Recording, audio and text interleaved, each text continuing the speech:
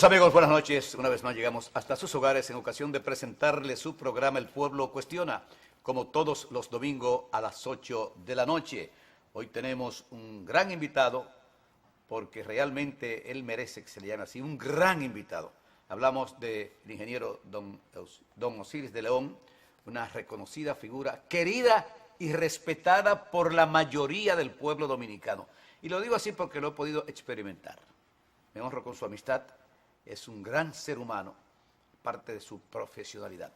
Tengo en mi poder una nota que nos envía otro gran dominicano que todo el mundo conoce, que todo el mundo admira, como lo es don Rodolfo Espinal, traductor, gran locutor, pero es más ser humano que, mejor ser humano que lo que es como locutor y como traductor.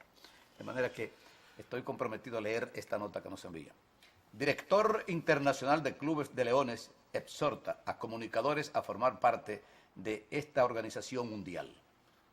El reconocido comunicador dominicano Rodolfo Espinal, recién juramentado como miembro por 2 años del Consejo de Directores de la Asociación Internacional de Clubes de Leones, exhortó a sus colegas comunicadores a ingresar y formar parte de la asociación de servicio humanitario más grande del mundo, Lions Club International, haciéndose socio del Club de Leones especializado de comunicadores de su país y formando parte del Círculo de Comunicadores Leonísticos de América Latina y el Caribe.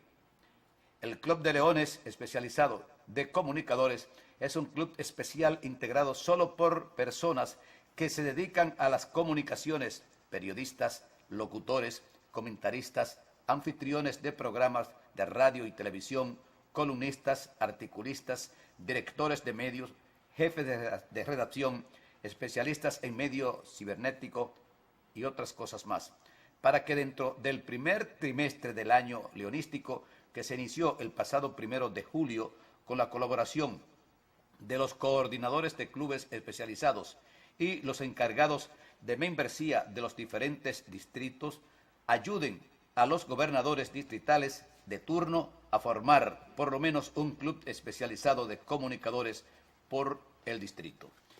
Dice Espinal que espera que para el mes de octubre próximo, cuando se traduzca lo siguiente en la sesión de directiva internacional en California, Estados Unidos, él pueda presentarle al Comité de Mercadeo y Comunicaciones de la Asociación Internacional el equipo de coordinación del área, y es posible que algunos resultados contundentes con la formación de varios clubes especializados de comunicadores, lo que es más importante, un crecimiento vertiginoso en la cobertura mediática de las actividades de servicio de los clubes de leones. Queremos nosotros felicitar a nuestro queridísimo Rodolfo Espinal por esta magnífica idea. Y yo creo que todos los medios de comunicación debemos colaborar con esto, o sea, haciendo que esto se haga una realidad. Pasamos, amigos, por unos cuantos segundos porque estará con nosotros don Osiris de León.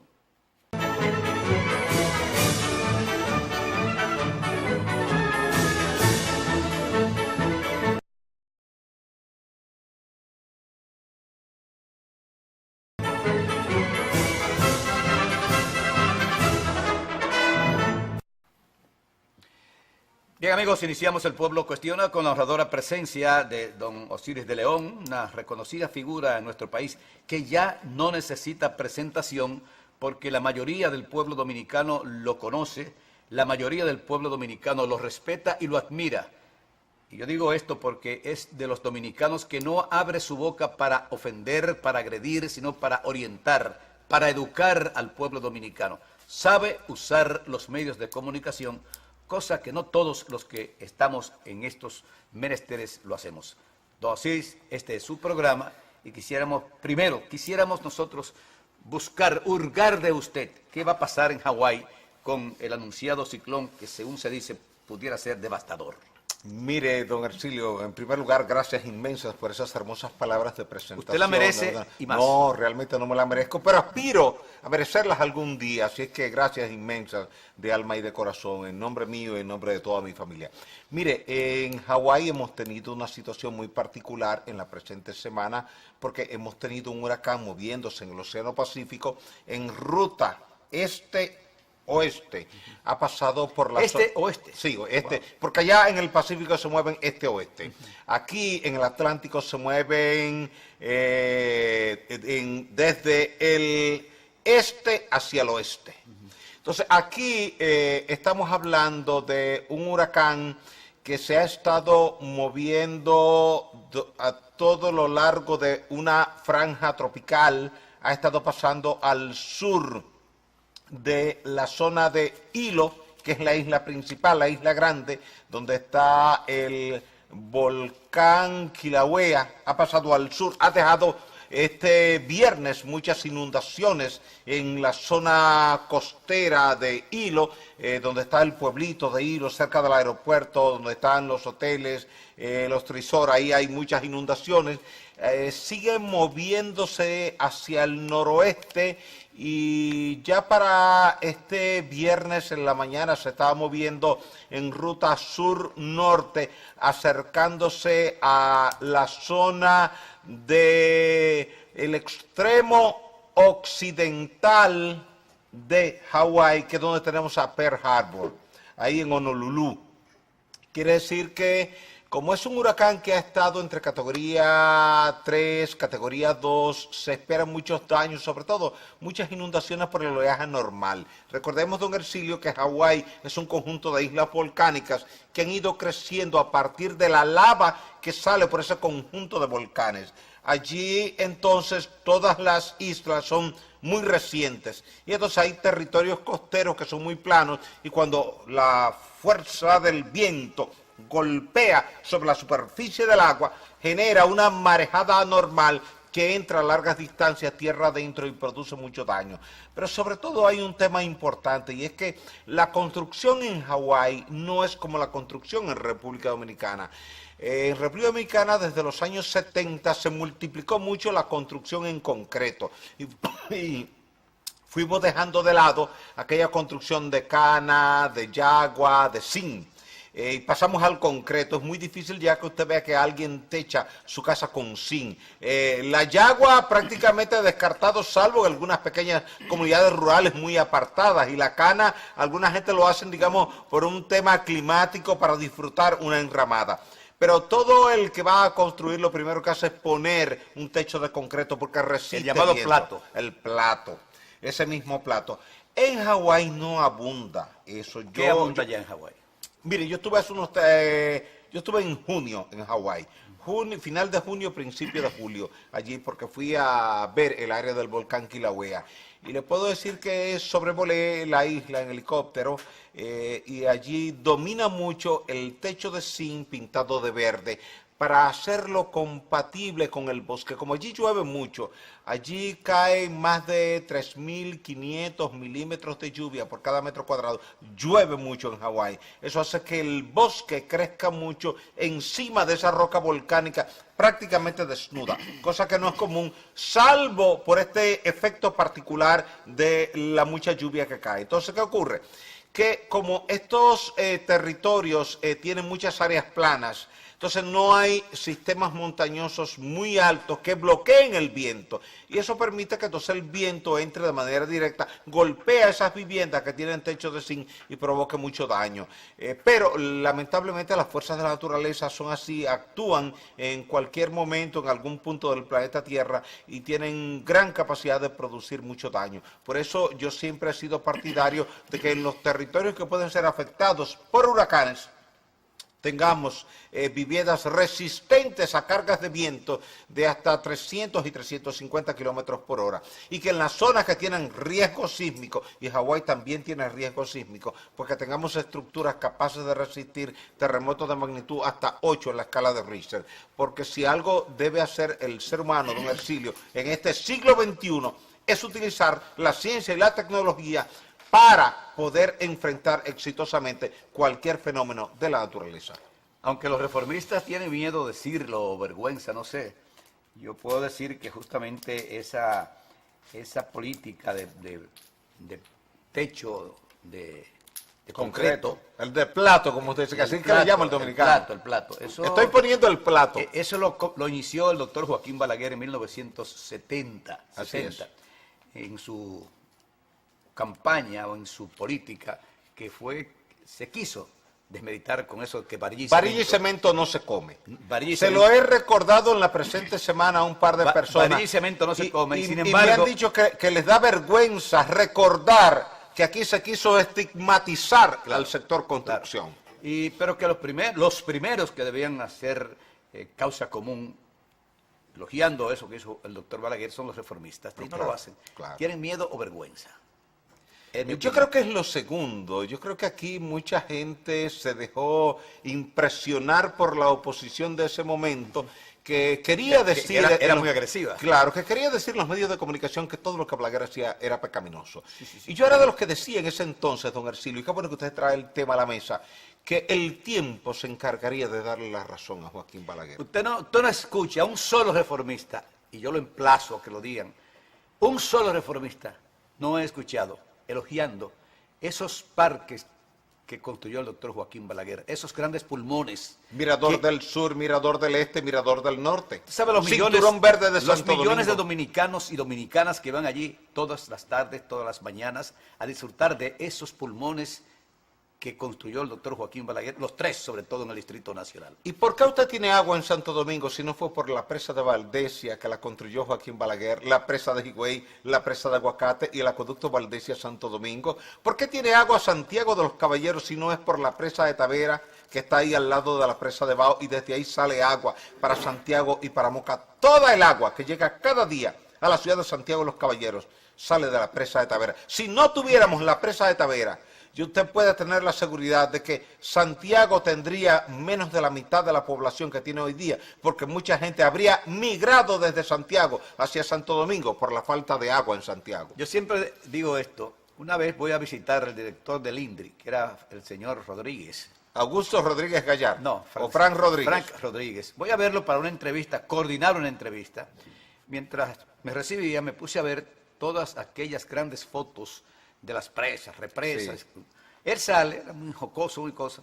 Él sale y me dice, sí, ya no mire más, que todo eso lo ha hecho Balaguer, nosotros no hemos hecho nada. Sí, ese era Frank Rodríguez, porque Frank Rodríguez era director de INDRI en gobierno primero del PRD y después del PLD. Exacto, eso, de manera porque Augusto Rodríguez Gallar fue director de INDRI, pero en los tiempos de Balaguer. Exacto, y yo me pregunto, ¿por qué los reformistas, Dios mío, no han sido capaces de iniciar una campaña para decirle a la juventud de hoy qué hizo el doctor Joaquín Balaguer en el área de construcción? Y que lo hizo para la sociedad, no lo hizo para sí mismo, no lo hizo para su partido, no lo hizo para su familia, no lo hizo para sus amigos, lo hizo para el pueblo dominicano. Porque ¿quién disfruta hoy la presa de Tavera? Claro. ¿Quién disfruta la presa de Valdesia? La presa de Atillo, la presa de Rincón, la presa de Sabaneta, la presa de Sabanayegua, la presa de Chagüey, la presa de Maguaca. O sea, quien disfruta todas esas presas, y súmele a Higüey, súmele a Aguacate, que la gente cree que Higüey y Aguacate es una presa. Son dos presas totalmente distintas. Higüey es una presa de arco-gravedad, la presa más alta del país y del Caribe. Y luego está Aguacate, que es una presa de gravedad, pero que no es una presa de arco. Son dos presas distintas que están sobre el mismo río Nizao, pero distintas. La gente cree que es una presa. Con recursos propios. Con recursos propios, recursos provenientes de la renegociación que hizo Joaquín Balaguer con Falcon Bridge Dominicana cuando Balaguer retorna al poder en el año 1986. Le dice a Falcon Bridge, mire, desde el año 1973 hasta el presente, ustedes apenas han pagado 15 millones de pesos. Yo quiero que revisemos el contrato. La empresa se negó a la revisión del contrato y Balaguer se negó a que la empresa exportara ferroníquel y mandó a parar los barcos de ferroníquel en el muelle de Jaina. Y los barcos estuvieron ahí 3 meses parados hasta que la empresa aceptó entrar en un proceso de renegociación del contrato. Desde ese momento, don Ercilio, el Estado Dominicano recibe el 50% de los beneficios netos que produce Falcon Bridge con su producción de ferroníquel, y ese dinero que Balaguer recibió en el 88, 89, 90 y 91 lo dedicó exclusivamente a la presa de Higüey, la central hidroeléctrica de Higüey, la presa de Aguacate, la central hidroeléctrica de Aguacate y el acueducto Valdesia Santo Domingo. Sí, solamente nos ocupamos... ¿Por qué no decirlo? No tiene nada de pecaminoso de que el partido lo diga, que la sociedad lo diga, que usted lo diga, que yo lo diga, porque eso es parte de la historia reciente de la República Dominicana. Exacto. Como tuvo sus cosas negativas y que claro, todo aquel que que quiere usted decir no lo avala diga. y que yo no avalo. Exacto. Ni usted ni yo avalamos No. eso. Sin embargo, hay que reconocer, hay que tener valor y, ¿por qué no pensar en dominicano de todas esas cosas que hizo el doctor Joaquín Balaguer para que se beneficiara el pueblo y de manera indirecta también sus adversarios? Pero están ahí. Pero qué bueno que usted lo dice. En una ocasión yo tenía una discusión política amigable con algunos amigos míos que pertenecían a un partido distinto. Y cuando comenzó a hablar mal de Balaguer, yo dije, agradécele a Balaguer que hoy día tú tienes agua en tu casa gracias a esa presa. Y tuvo que reconocer que sí, que era cierto. Pausamos, amigos, por unos cuantos segundos para volver con nuestro invitado especial, el ingeniero don Osiris de León.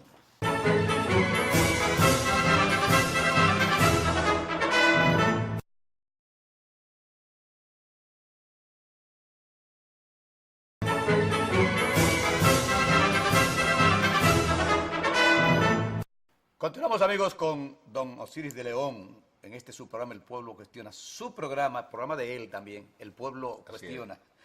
Don Osiris, ¿qué nos espera a los dominicanos en esta temporada ciclónica que comenzó en junio y que termina creo que en noviembre, diciembre, por ahí?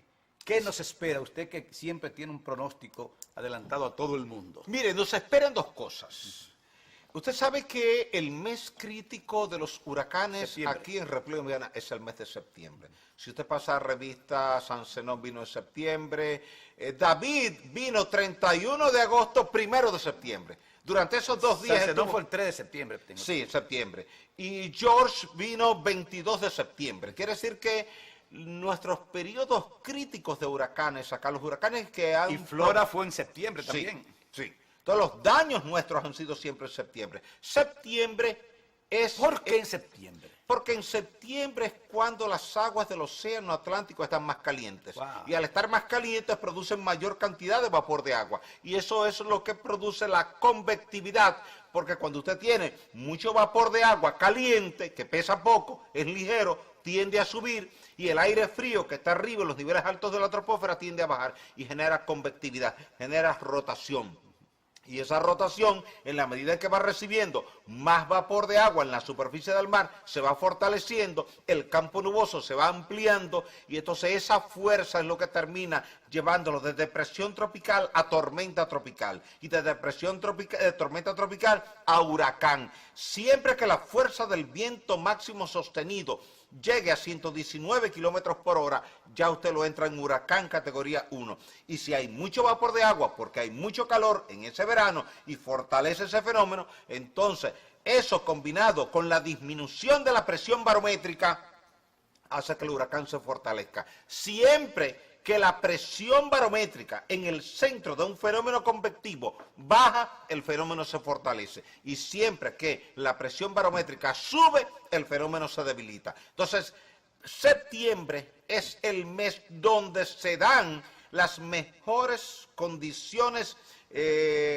meteorológicas en la región de la cuenca del Atlántico para que vengan huracanes fuertes que golpeen Puerto Rico, República Dominicana, Haití, Jamaica, Cuba, Cancún, llegar al Golfo de México, afectar la zona de la Florida, o la zona de Texas, o la zona de Carolina, o la zona de Atlanta. A veces llegan inclusive a la zona de New York, como fue el huracán Sandy, que entró a New York y acabó con New York. Usted recuerda a Katrina, los daños que hizo en New Orleans. Entonces, estamos hablando de que mientras más calientes están las aguas de la superficie del océano Atlántico en septiembre, mayores son las posibilidades. Ahora, eso se combina también con una serie de fenómenos adicionales. Recordemos que un huracán depende mucho primero del calor, que es el que produce el vapor de agua. Depende de la presión barométrica, depende de los flujos de viento y depende de cómo estén las condiciones atmosféricas en los niveles altos de la troposfera, porque hay una interacción entre... ¿Siempre son en verano? Sí, siempre. Porque en invierno no hay condiciones.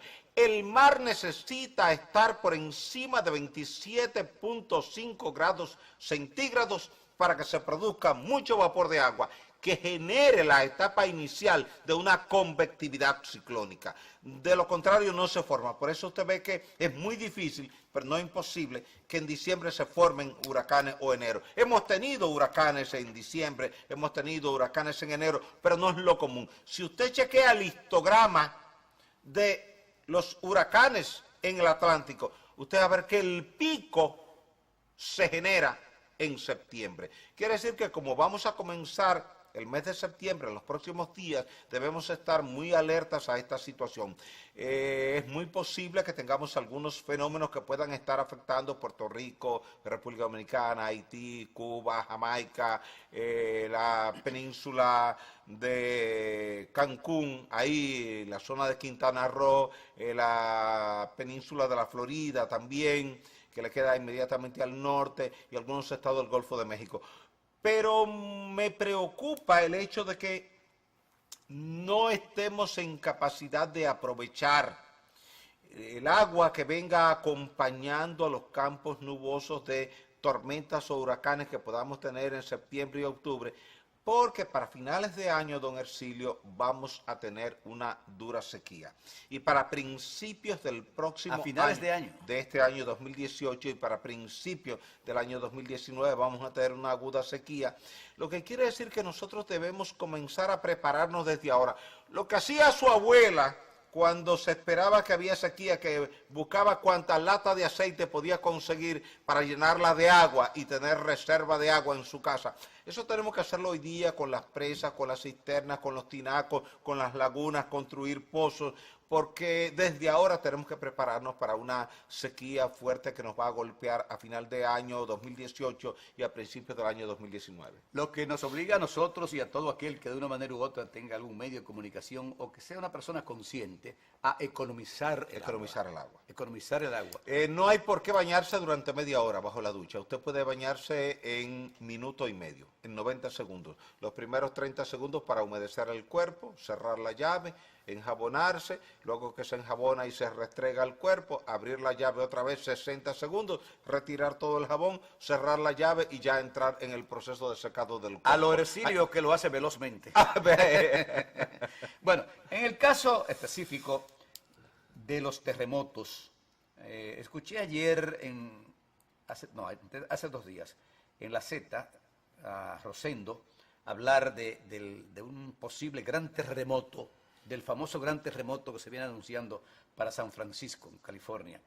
¿Realmente hay posibilidad de poder predecir que ese terremoto llegará, que será un gran terremoto que pudiera destruir parte de San Francisco con su puente famoso y todo? Mire, en la sismicidad nosotros utilizamos un dato referencial muy sencillo, muy simplista. Donde hubo terremotos en el pasado, habrá terremotos en el futuro. Es como los huracanes.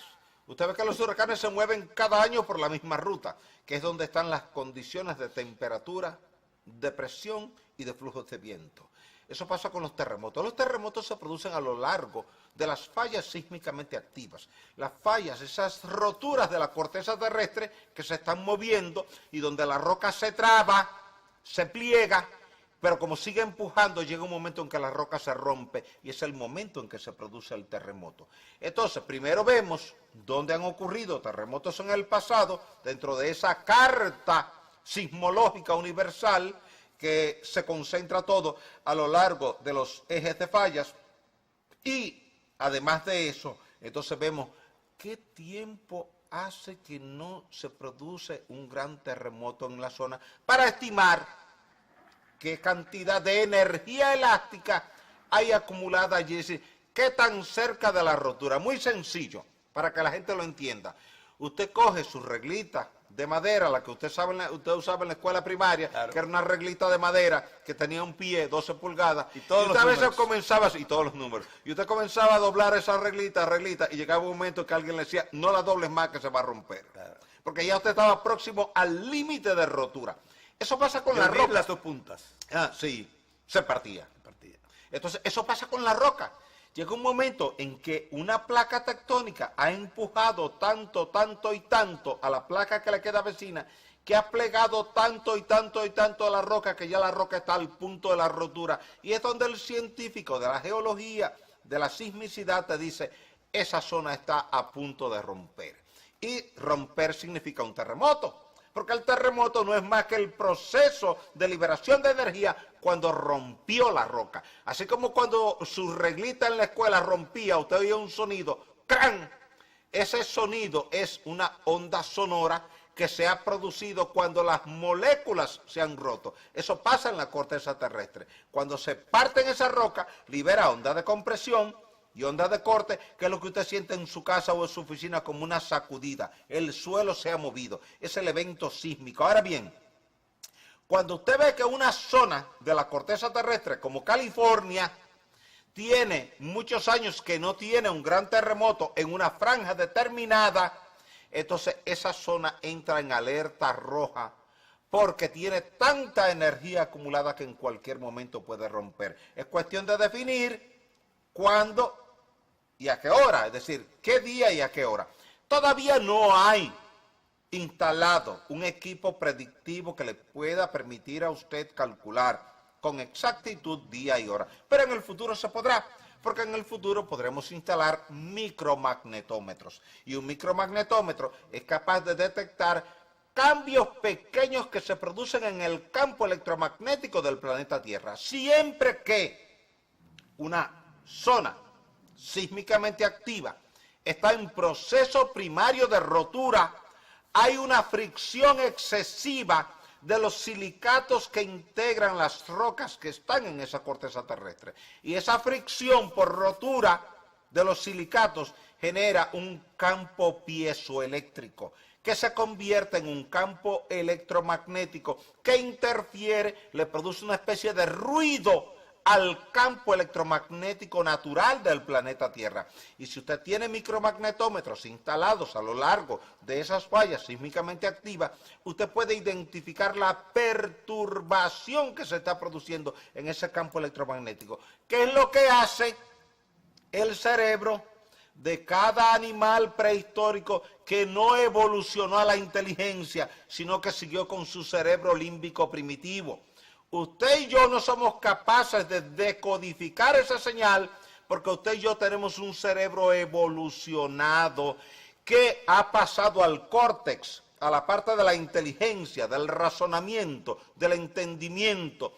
Y el cerebro primitivo límbico se ha quedado allá atrás, casi infuncional. Solamente actúa cuando hay pánico, cuando hay miedo, cuando hay amenaza. Actúa ese cerebro límbico. Por tanto, horas antes de un terremoto, un perro, un gato, una rana, las hormigas puede sentir esa perturbación del campo electromagnético y va y se ubica en un lugar seguro para protegerse. Nosotros, como hemos perdido esa capacidad, debemos transferírsela a la instrumentación. ¿No dijo el perro, el gato?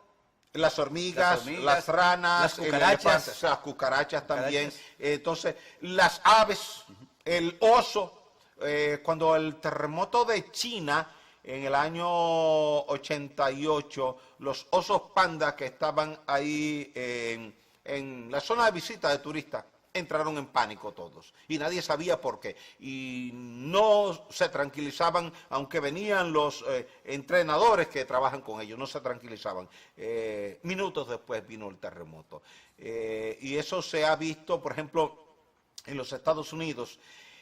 Horas antes de que se haya producido un terremoto, la mayoría de mascotas hogareñas han desaparecido.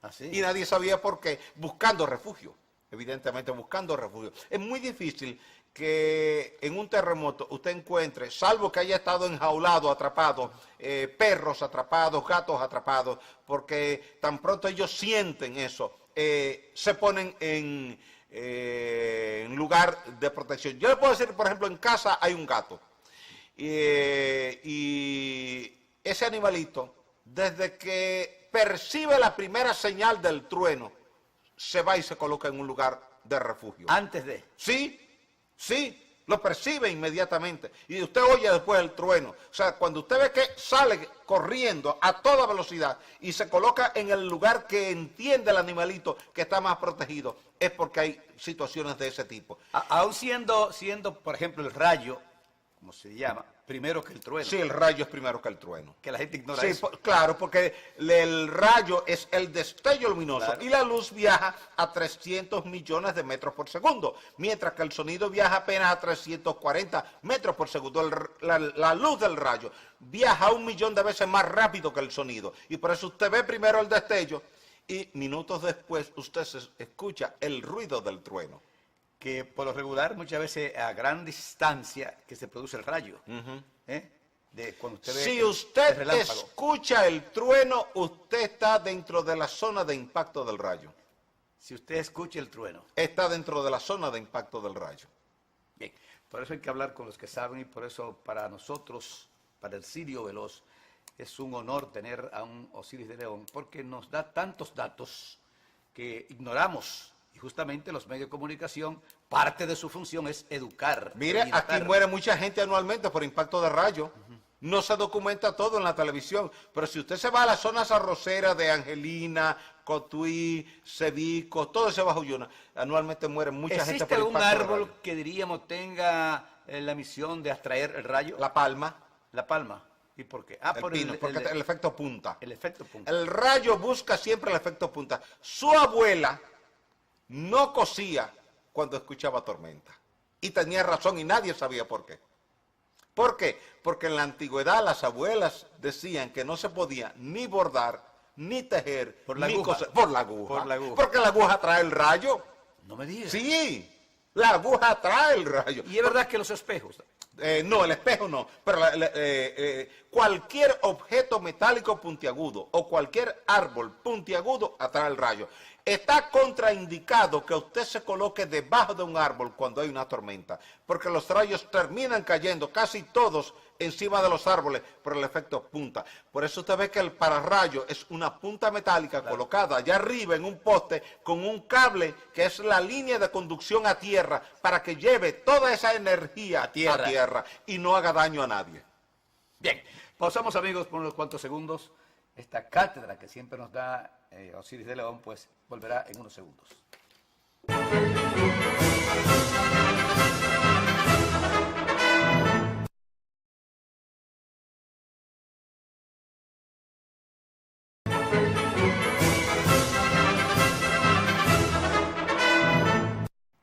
Continuamos, amigos, con esta importantísima comparecencia de don Euclides, por Dios, don Osiris de León. Nombres se parecen, uno se confunde muchas veces. Don Osiris de León nos está dando una cátedra hoy de lo que son los fenómenos atmosféricos y de la naturaleza también.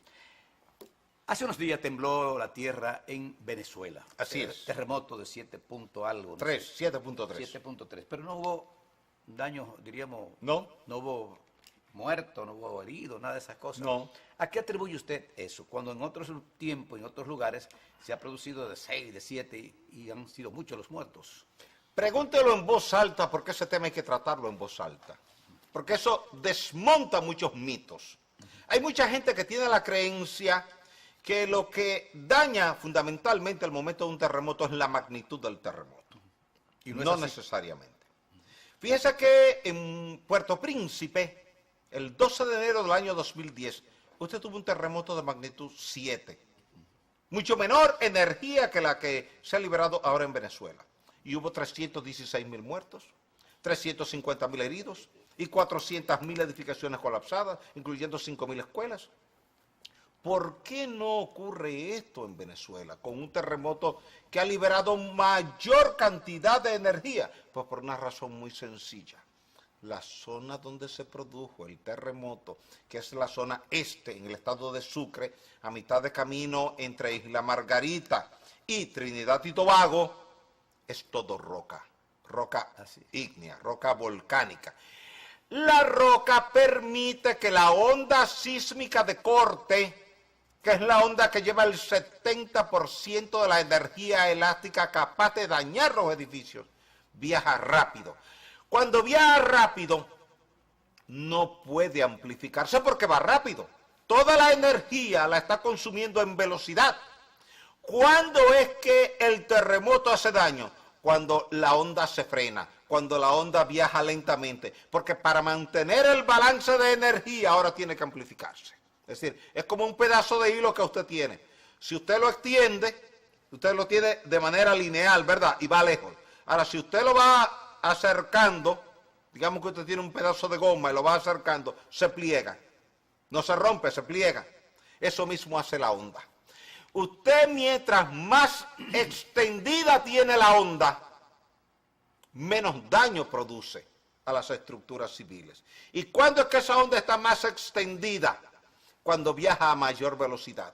¿Y cuándo viaja a mayor velocidad? Cuando viaja a través de la roca. Por eso usted tiene el privilegio de conocer, visitar y disfrutar la Catedral Primada de América. Y no se ha caído con 8 terremotos. Y el Alcázar de Colón no se ha caído con 8 terremotos. Y la iglesia Regina Angelorum, que muchísima gente la utiliza cada semana para bodas hermosísimas que se hacen allí. Y son estructuras coloniales, don Hercilio, que han resistido 8 grandes terremotos, pero no se han caído porque están sobre roca. Usted no puede disfrutar de la misma estructura colonial de La Vega porque se colapsó con el terremoto de 1562, ni la estructura colonial de Santiago de los Caballeros, porque todas esas estructuras colapsaron con el terremoto de 1562. ¿Por qué? Porque las ondas sísmicas se amplifican en los suelos flexibles. Por eso el terremoto de magnitud 7 en Puerto Príncipe fue el mayor desastre sísmico del planeta Tierra en los últimos 100 años. En cambio, el de Venezuela, esta semana, que ha sido de mayor magnitud, no ha provocado una sola muerte, ni ha provocado un solo herido, porque la onda viajó a través de la roca. Pero fíjese usted que este sábado, este viernes, en la mañanita, hubo un terremoto también de magnitud 7.1 en la frontera entre Perú, Bolivia y Brasil. Quiere decir que en esta semana hemos tenido en Sudamérica, en menos de 4 días, 2 terremotos de magnitud superior a 7. Los 2 terremotos fueron superiores al terremoto de Haití. Y en ninguno de los 2 casos tenemos víctimas. ¿Por qué? Porque en ambos casos las ondas han viajado a través de roca rígida, roca dura, y entonces eso permite que la onda viaje rápidamente, se ve impedida de amplificarse y en consecuencia no genera fuerzas tangenciales capaces de desplazar lateralmente los edificios hasta hacerlos colapsar. No sé cómo catalogar esta pregunta que le quiero hacer, pero me imagino que usted tendrá una respuesta. Yo sé que los amigos telespectadores van a decir, pero bueno, qué pregunta más estúpida. ¿Qué pasaría si la Tierra dejara de girar? Mire, eso es un buen tema. Si la Tierra dejara de girar, usted tendría la mitad del planeta permanentemente de noche y la mitad del planeta permanentemente de día. Asuma que la Tierra se detenga en un momento determinado, como dice por ahí la Biblia que la Tierra se detuvo. La parte que quede de frente al Sol va a tener radiación solar permanente, va a tener luz solar permanente, va a tener condiciones atmosféricas permanentes. El lado oscuro, el lado opuesto, el lado de la espalda, mire usted que cuando en China es de día, aquí es de noche. Claro. Y cuando aquí es de día, en China es de noche, porque estamos en las antípodas. Es decir, si tomamos esta parte, esta copa circular, como que es el planeta Tierra, si la luz solar viene de aquí, no llega aquí. Entonces, cuando usted está aquí, de este lado, para usted es de noche, pero para China es de día. Entonces, si la Tierra no girara, todo este lado estuviera permanentemente de frente al Sol, este lado tendría siempre huracanes, este lado no, este lado tendría siempre verano, este lado estaría siempre en invierno, invierno permanente, entonces la vegetación se desarrollaría de este lado no. Entonces usted tendría que toda la población se concentraría aquí de este lado y de este lado no. Pero tendría usted un problema de descanso. ¿Por qué? Porque usted descansa y su organismo ha evolucionado genéticamente para aprovechar ese momento de oscuridad cuando la Tierra está de espaldas al Sol, o esa mitad de la Tierra está de espaldas al Sol, para usted entrar en sueño. ¿Qué le descansar. pasaría a los seres vivientes? Los seres vivientes no podríamos vivir de este lado, tendríamos dificultad porque sería noche permanente. Entonces no disfrutaríamos de la energía del sol que nos energiza. El proceso biológico celular depende fundamentalmente de la radiación solar. Entonces, como depende fundamentalmente de la radiación solar, la vida se concentraría de este lado y no se concentraría de este otro lado. Ahora el 4 de agosto se conmemoró un aniversario más del terremoto del 4 de agosto de 1946. Así es. A la 1:05 de la tarde, Así domingo. es. Domingo. Esto es en Matanzas. En Matanza, María Trinidad Sánchez, Sí. ¿verdad que sí? Que barrió con lo que hoy es Matancita, algo así. Sí, lo que hoy es Matancita era la común de Matanzas, Claro. que era digamos, el distrito municipal más grande de la región. Exacto. Y que después del terremoto que se le llamó Matancita. Sí, ¿O era Matancita? no, era Matanzas y como quedó reducido a menos del 10% del tamaño original, la gente entonces le cambió el También por las nombre a personas que Matancita. murieron. Sí. Que nunca Muri- se dijo Se estima cuántos. que murieron 1.800 personas, pero que hubo un subregistro porque el régimen No no quiso. quería que esta información se divulgara a través de los medios de ¿Pero por qué comunicación. si era una cosa natural? ¿Por qué Porque no? los regímenes siempre entienden que si hay muchos muertos se puede atribuir a deficiencia de la construcción, a descuido en las normativas, a irresponsabilidad administrativa. Sin embargo, Trujillo- siempre hay un subregistro. Sin embargo, Trujillo le sacó mucho beneficio político al ciclón de San Zenón, Sí, que fue el 3 de porque septiembre. él recién comenzaba. Entonces se empeñó a fondo para recuperar todos los daños y demostrar que él era capaz de restablecer los daños que había provocado la naturaleza. Me dijo alguien que usted lo conoció o estudió con él, en fin, Patín, el profesor Patín Maceo, Sí. de que en el ciclón San Zenón fueron muchas las personas que se hicieron millonarias o ricas porque sabían que Osiris de León, como no había bancos, tenía la llamada botijas guardadas, lingotes de oro, monedas La gente de oro. guardaba, antes en se oro. alquilaba eso, Ok. guardaban. Y que guardaban el que botellas. sabía de eso y estaba cerca del régimen de Trujillo, que recién se iniciaba, iba y encontraba a los heridos, terminaban de matarlo y se llevaban la botija. Oh, Dios. Eso me dijo Patín a mí. un Yo día, he escuchado versiones de ese tipo, sí. que hay realmente. existieron muchas riquezas producto del ciclón de San Zenón. Del ciclón de Aunque San Zenón. políticamente Sí, Trujillo pues se- ciertamente en ese entonces, como no había bancos, No la había gente bancos. guardaba el dinero en un baúl, Monigote, ¿cómo en era? una... Monigote era, ¿cómo se llamaba eso? Lingotes. Lingote. Lingotes de oro. Lingote de oro. La gente lo guardaba en una tinaja, lo que la Lo enterraba, enterraban. claro, o en un baúl que también lo enterraba. Exacto. O sea que no estaba equivocado Patín cuando me dijo eso. Es así. De que Yo algunas he escuchado esas anécdotas. Que de las personas que acompañaron a Trujillo a recorrer la capital para la reconstrucción, pues sabían dónde existía Juan, Lucas, Pedro, Antonio, sí. que era hombre adinerado, tenía mucho oro, y lo terminaban de matar Sí, sí. para robarle. Porque murió mucha gente cuando San Zenón por el desconocimiento que había en ese entonces de cómo era la estructura de un huracán. El viento vino, cuando la gente comenzó a sentir entra los en vientos... calma por entonces, unos minutos. esa calma es el ojo del huracán, pero la gente no lo sabía. No lo sabía. Entonces, cuando sintió la calma, pensó, ya terminó, la gente salió a ver los daños, a revisar su casa, a ver la vecindad, y ahí vino entonces la banda posterior del huracán, encontró todo el mundo en la calle, y ahí fue el desastre. Sí, pero naturalmente hay que decir que eran casas o casuchas prácticamente. Sí, para la era época casa de madera. De madera, no como ahora. Las mejores eran de madera porque en la periferia habían casas muy modestas que todavía usaban techo de cana. La cana todavía era dominante aquí en República Dominicana hasta finales de los años 60. La cana era dominante. ¿Cuántas Más de la personas- mitad de las viviendas en este país en los años 60 tenían techo de cana o de zinc.